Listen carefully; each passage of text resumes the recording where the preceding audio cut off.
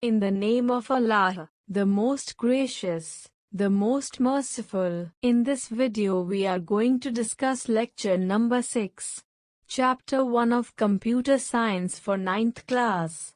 So, stay with us. The today's topic is use of punch cards by Hollerith. Hollerith started using punch cards in 1890. This was the first electromechanical punched card tabulator. It can read punched information. Punch cards are maintained in a stack form. Solutions are stored on different stacks of cards. These solutions accessed when needed. IBM and others started producing computers which can use punch cards. These computers could add, multiply and sort numbers. These computers were slow as compared to computers today, usually processing 50 to 220 cards per minute, each card holding about 80 decimal numbers or characters. This is the picture of punch cards by Hollerith. Please like this video and subscribe our channel. Please like this video and subscribe our channel.